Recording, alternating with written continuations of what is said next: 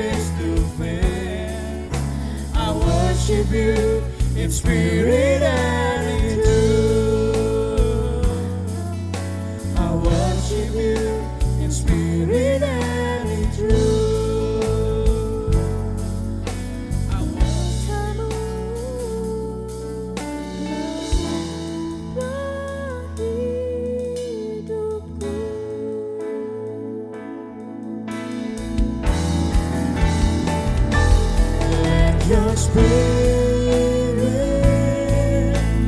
fill this place. Sweet Spirit, fill my heart. Let your presence fill this place as we worship you, as we worship you. Let your Spirit fill this place. Sweet Spirit, fill my heart. Let your presence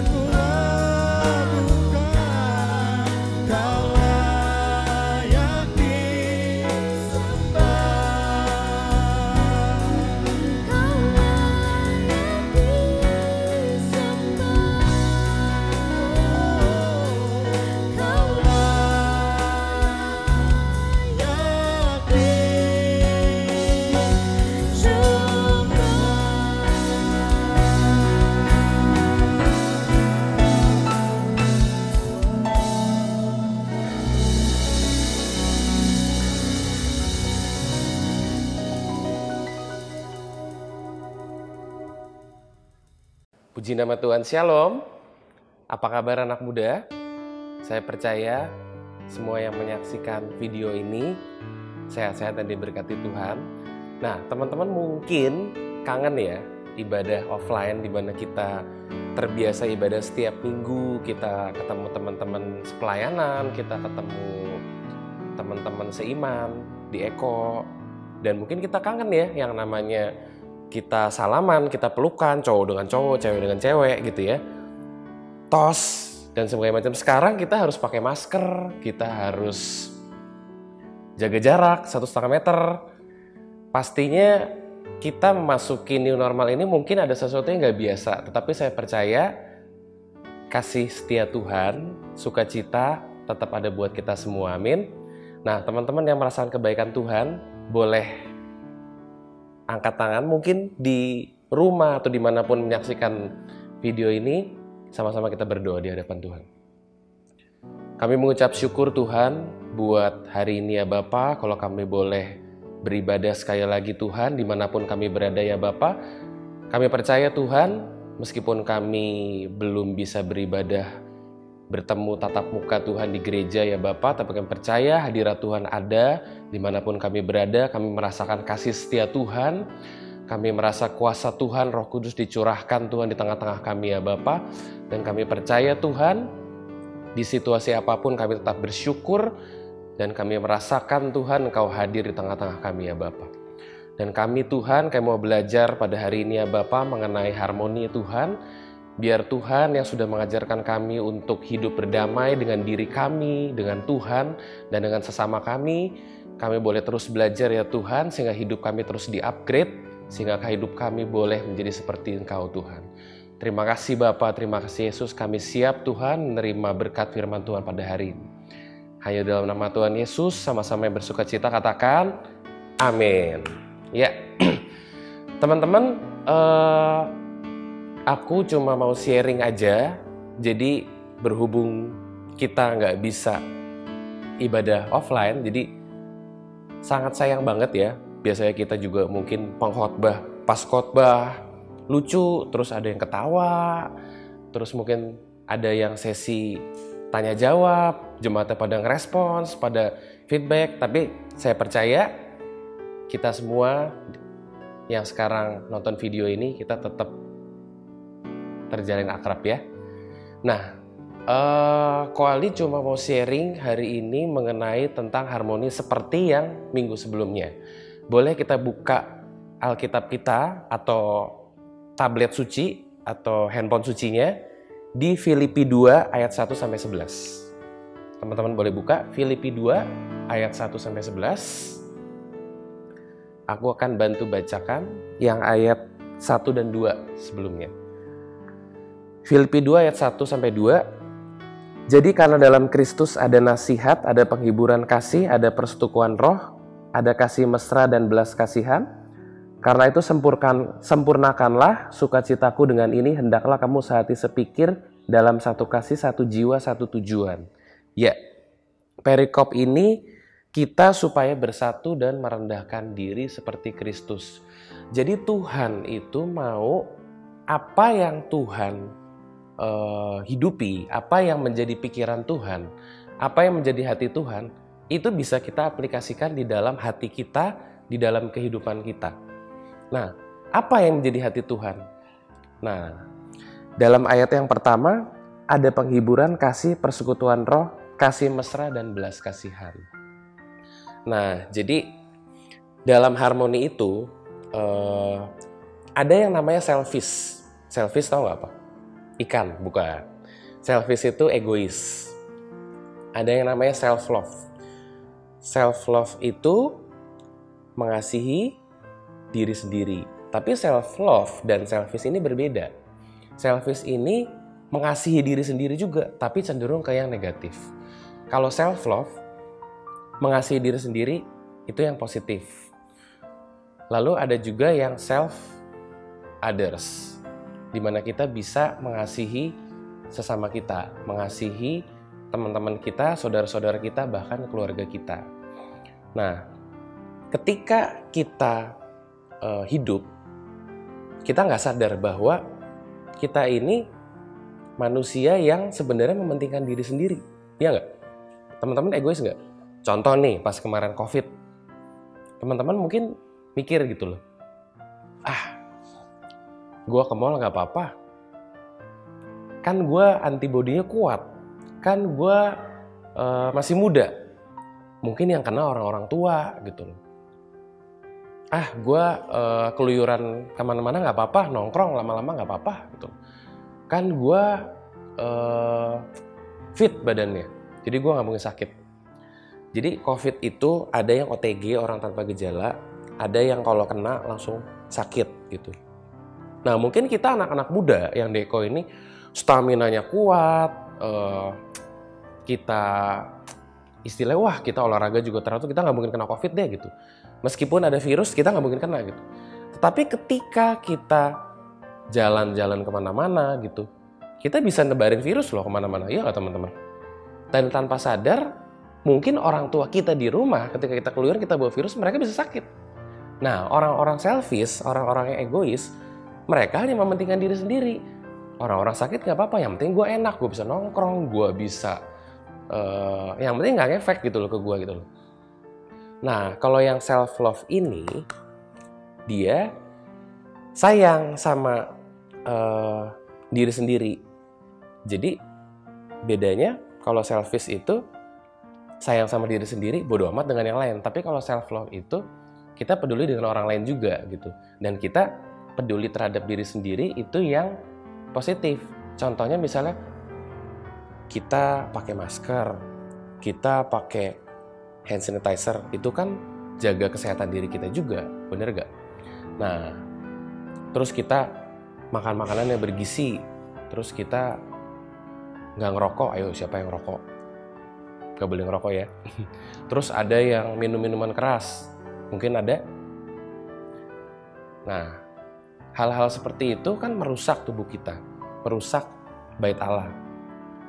Nah, ketika kita punya self-love, kita akan mengasihi diri kita supaya hidup kita ini jadi berkat buat orang lain. Dan Tuhan suruh kita menjaga diri kita, hidup kita, itu bait Allah. Supaya hidup kita ini mencerminkan berkat untuk Tuhan sendiri juga dan orang lain gitu. Nah, lanjut ke ayat selanjutnya. Yang ayat 3 dan 4, Filipi 2 ayat 3-4, dengan tidak mencari kepentingan sendiri atau puji-pujian yang sia-sia, sebaliknya hendaklah dengan rendah hati, yang seorang menganggap yang lain lebih utama daripada dirinya sendiri, dan janganlah tiap-tiap orang hanya memperhatikan kepentingannya sendiri, tetapi kepentingan orang lain juga. Ya, ini yang tadi aku bilang itu selfish, berarti orang yang hanya mementingkan diri sendiri, orang yang hanya mementingkan apa yang enaknya untuk dia. Nah, di rumah pun, di keluarga pun kita bisa seperti itu, gitu.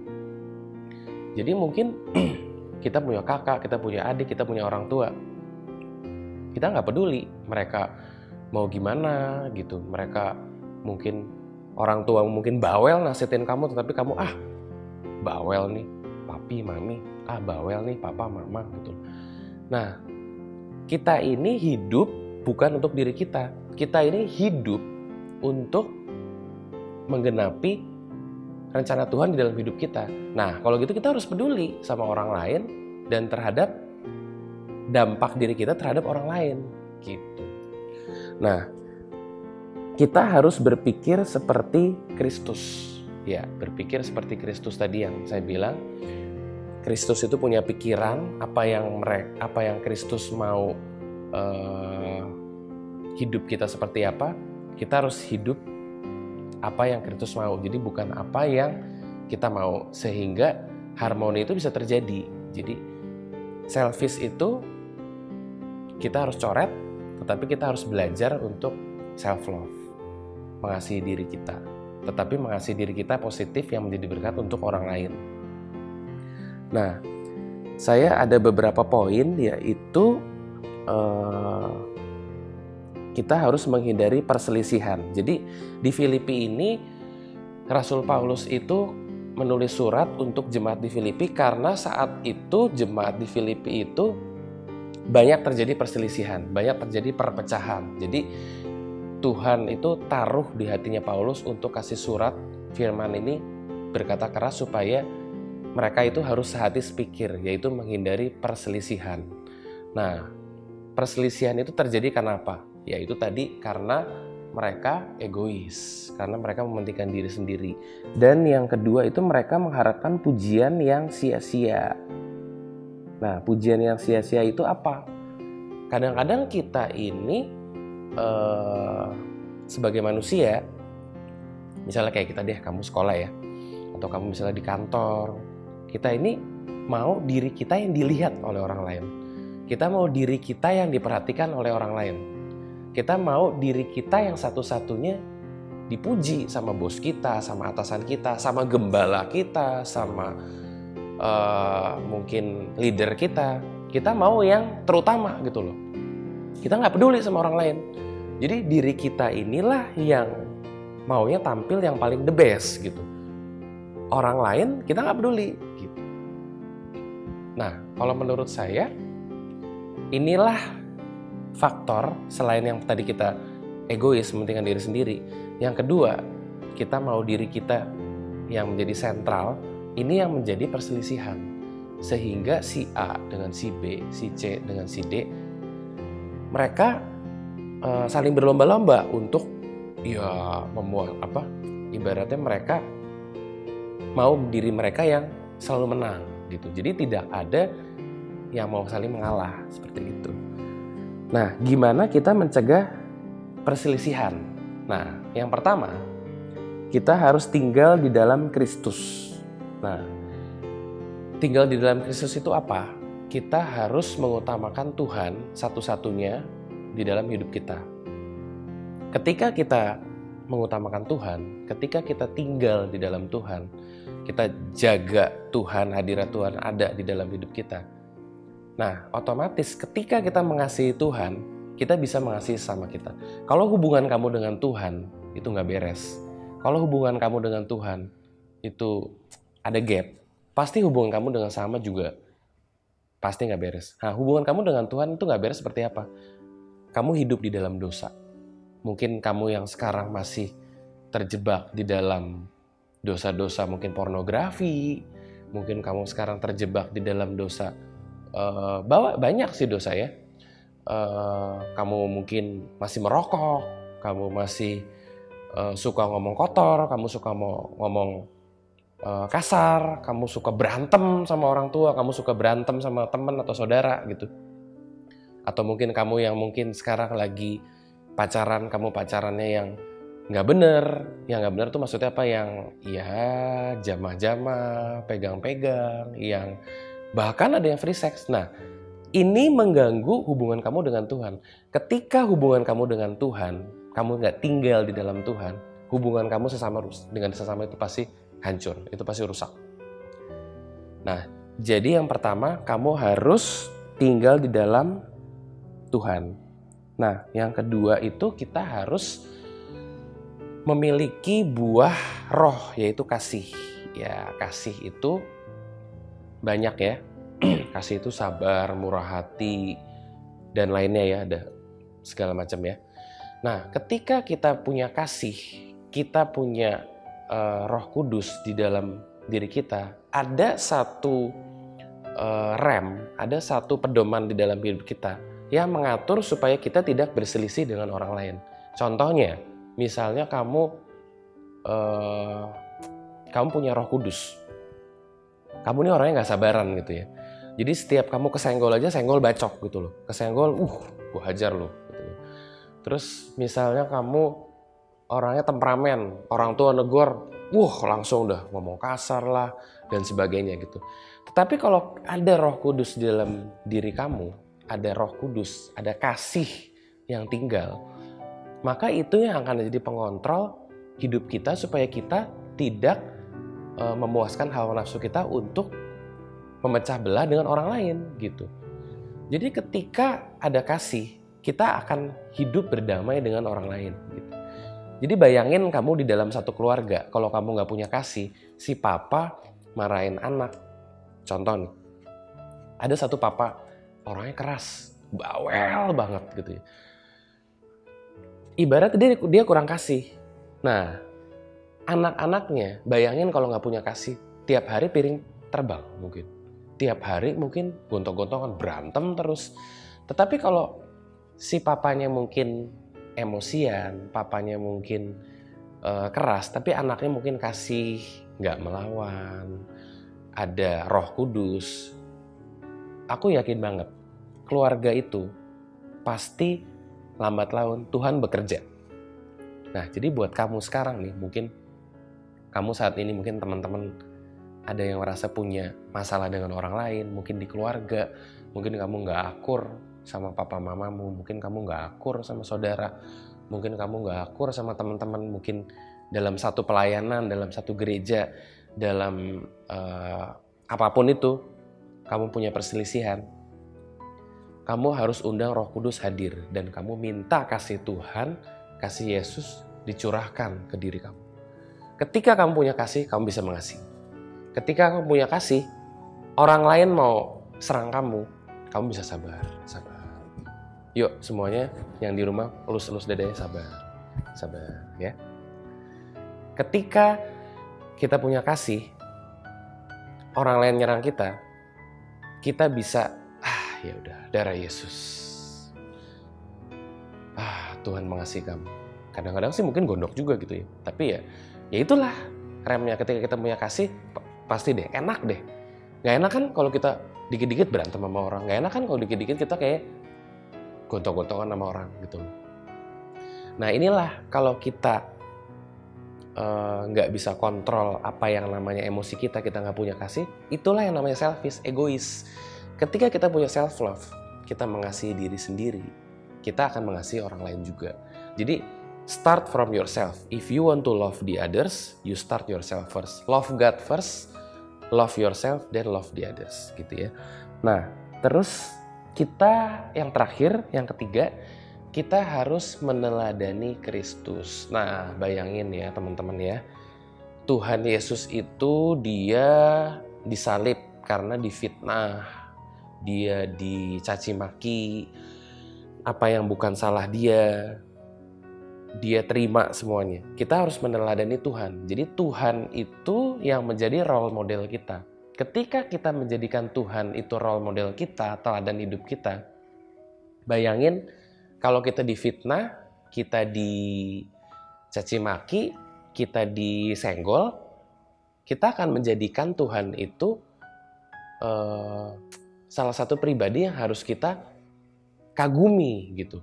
Ketika Tuhan jadi sosok yang kita kagumi, kita akan malu kalau misalnya dikit aja, misalnya teman-teman kita nggak bisa menghindari omongan orang, kita nggak bisa menghindari gosip.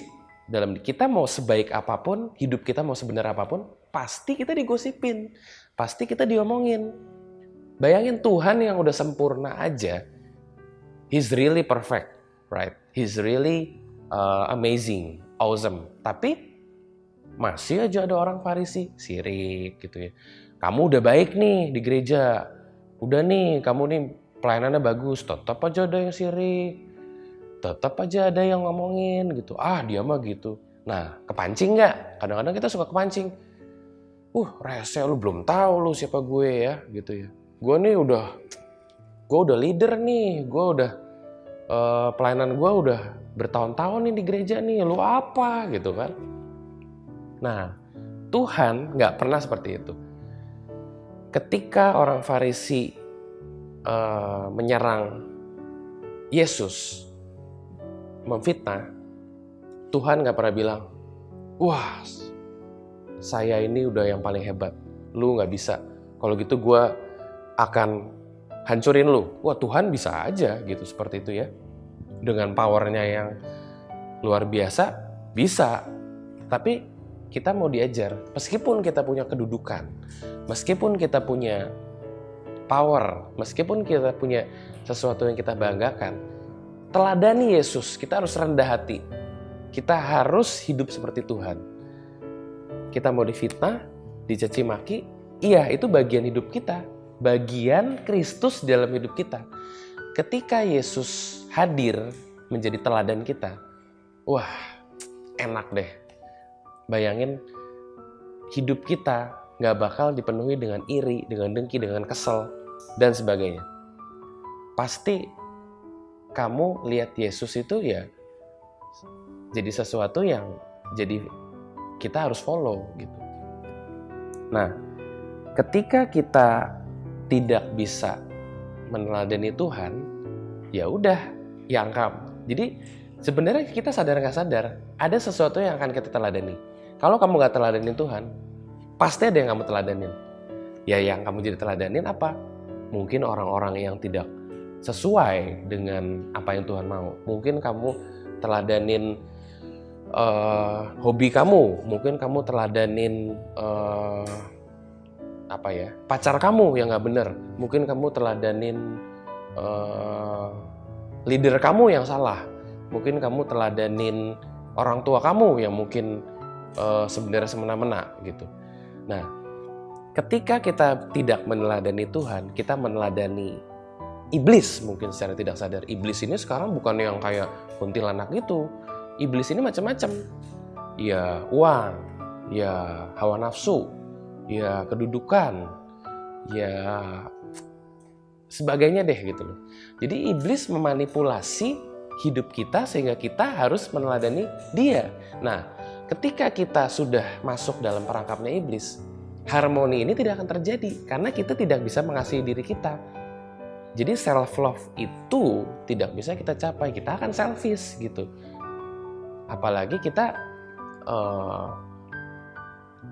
harus mengasihi sesama kita, mengasihi keluarga kita. Nah, teman-teman coba, aku mau ajak kita introspeksi diri pada diri kita. Selama ini kita mungkin melayani, selama ini mungkin kita ke gereja, kita ke ibadah. Tapi bayangin, teman-teman punya hati, teman-teman punya karakter, teman-teman egois nggak? Teman-teman mementingkan diri sendiri nggak? Jadi hidup kita ini, teman-teman coba renungkan, udah jadi berkat buat orang lain belum? Apakah hidup kita ini sudah jadi meneladani Tuhan belum? Ketika hidup kita berdampak buat orang lain, saya yakin Tuhan hadir dan Tuhan berkenan di hidup kita. Dan ketika Tuhan berkenan, berkat-berkat Tuhan itu pasti dicurahkan. Berkat-berkat bukan hanya jasmani aja, damai sejahtera, sukacita, dan itulah yang akan menjadi harmoni di dalam hidup kita. Nah, teman-teman yang mungkin saat ini mungkin hidup dalam perselisihan, yuk mari kita bertobat. Yuk mari kita balik ke kasih mula-mula kita. Kita harus mengasihi diri kita, mengasihi Tuhan, dan kita mengasihi orang lain. Ya teman-teman, itu aja yang bisa kalau di-sharingin. Kita boleh ada sampai saat ini semua karena kasih setia Tuhan. Dan kita juga berharap ya, berdoa kita bisa kembali bertemu, kita bisa kembali beribadah di gereja. Mari kita bersatu di dalam doa.